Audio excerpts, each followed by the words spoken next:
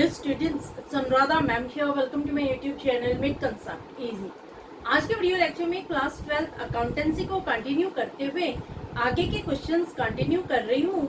Book है TS Grewal, chapter है accounting for share capital. आज के वीडियो लेक्चर में जो टॉपिक डिस्कस करने वाली हूँ वो है forfeiture and re issue of shares. अब मैं ले रही हूँ question number 64। Alpha Limited forfeited 900 equity shares of ₹100 each. Alpha Limited ने 900 इक्विटी शेयर को फॉरफिट किया है। एक शेयर की वैल्यू है 100 रुपए। क्यों कंपनी ने 900 शेयर्स फॉरफिट किए हैं? For non payment of allotment money of ₹30 पर share and first call of ₹20 पर शेयर। शेयर होल्डर्स ने 30 रुपए अलॉटमेंट के समय पे नहीं किए और 20 रुपए फर्स्ट कॉल के समय। ये कॉल्स एंड एरियर की अमाउंट है, इस वजह से कंपनी ने 900 शेयर्स को कर दिया forfeit. The second and final call has not been made.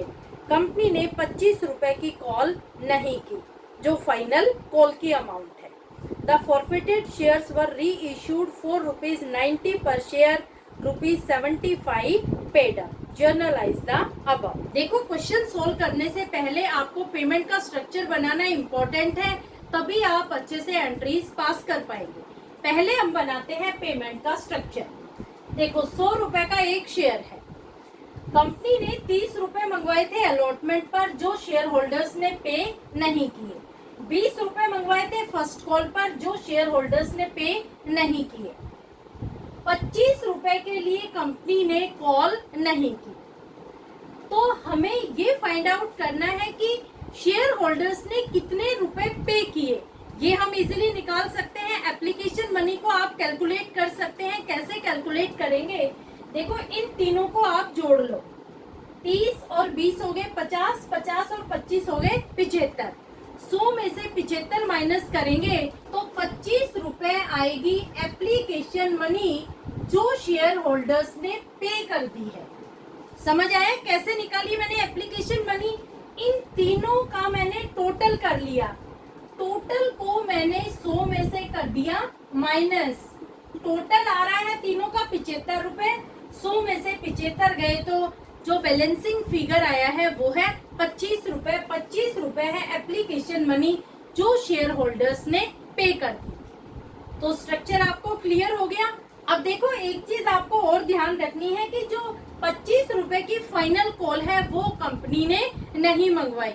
यानी कंपनी ने कितने रुपए तक कॉल की है? कंपनी ने 75 रुपए तक कॉल की है। तो शेयर कैपिटल में हम वही अमाउंट लेते हैं जहां तक फॉरफीचर टेक प्लेस करता है। यहाँ पर हम शेयर फॉरफिट करने के लिए 100 रुपए फेस वैल्यू नहीं लेंगे। क्यों नहीं लेंगे? क्योंकि 25 रुपए तो अनकॉल्ड अमाउंट के हैं। 25 रुपए तो कंपनी ने कॉल ही नहीं की। कंपनी ने सिर्फ 75 रुपए तक कॉल की थी, जिसमें कंपनी को 50 रुपए कॉल्स एंड एरियर अराइज हो रहा है। यानी सिर्फ कंपनी को 25 रुपए मिले हैं जो वो कर रही है फॉरफिट। क्लियर? तो अब हम पास करते हैं जर्नल एंट्रीज। फर्स्ट एंट्री में हम लिखेंगे share capital account debit to forfeited share account to share allotment account to share first call account। देखो, शेयर कैपिटल को कितनी अमाउंट से डेबिट करेंगे? देखो, कंपनी ने 900 शेयर फॉरफिट किए हैं और जो फॉरफीचर है वो गया है सिर्फ फर्स्ट कॉल तक, क्योंकि लास्ट की जो फाइनल कॉल है वो कंपनी ने नहीं मंगवाई। तो कंपनी ने सिर्फ 75 रुपए मंगवाए हैं।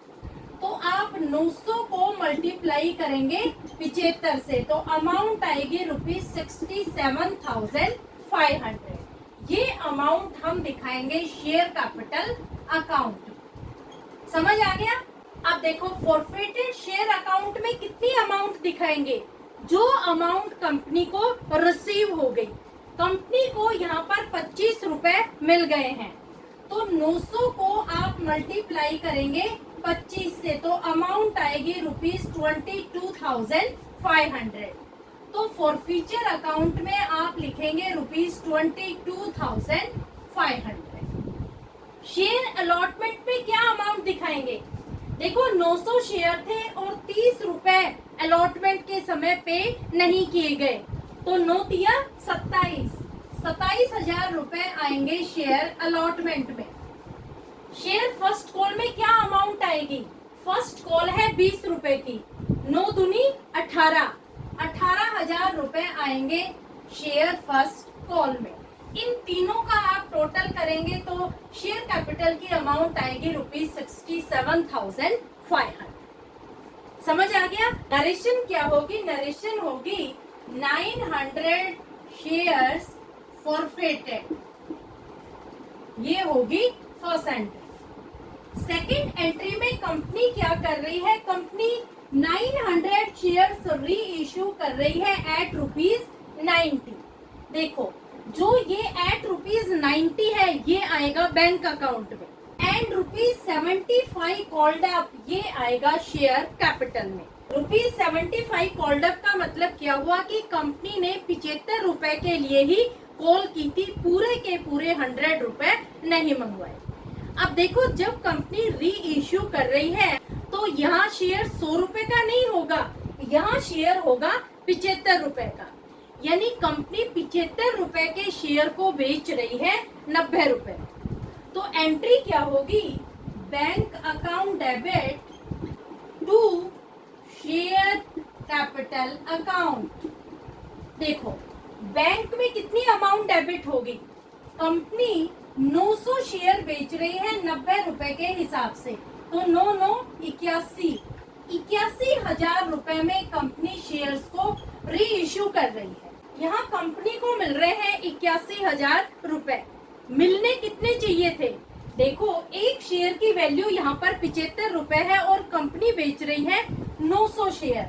900 को आप मल्टीप्लाई करेंगे 75 से, तो अमाउंट आएगी ₹67,500, यानी कंपनी शेयर कैपिटल में क्रेडिट करेगी ₹67,500।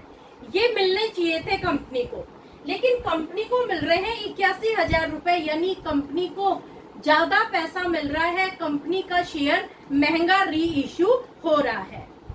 तो जो भी एक्स्ट्रा अमाउंट होगी, एक्सेस अमाउंट होगी, वो हम दिखाएंगे सिक्योरिटीज प्रीमियम अकाउंट। तो देखो शेयर कैपिटल को आप क्रेडिट करेंगे 67,500 से। इन दोनों का डिफरेंस कितना आएगा? दोनों का जो डिफरेंस आएगा वो है 13,500 रुपए। 13,500 रुपए आप क्रेडिट करेंगे सिक्योरिटीज प्रीमियम। तो आप यहाँ लिखेंगे to securities premium account, difference आ रहा है 13,500 रुपए। नरेशन होगी shares re issued at ₹90 75 called up. Third entry में क्या करेंगे कि जो फॉरफिटेड शेयर की अमाउंट है वो हम ट्रांसफर कर देंगे कैपिटल रिजर्व अकाउंट में। तो थर्ड एंट्री में लिखेंगे share forfeited account debit to capital reserve account. Amount कितनी होगी? देखो फॉरफिटेड शेयर अकाउंट के सामने हमने लिखे हैं 22,500 रुपए, ये सारे के सारे ट्रांसफर हो जाएंगे कैपिटल रिजर्व अकाउंट में। तो अमाउंट लिखेंगे 22,500 रुपीज। नरेशन क्या होगी? नरेशन होगी gain on reissue transfer to capital reserve. समझ आ गया पूरा क्वेश्चन? ये है सॉल्यूशन क्वेश्चन नंबर 64 का। होपफुली पूरा क्वेश्चन आपको समझ में आ गया होगा। फिर भी कोई क्वेरी हो तो feel free to comment in comment box. ज्यादा से ज्यादा बच्चों को मेरे वीडियोस आप सर्कुलेट करो ताकि हर बच्चे की क्वेरीज क्लियर हो जाए, चाहे वो फॉरफीचर ऑफ शेयर से रिलेटेड हो, चाहे री issue of shares. Thank you so much.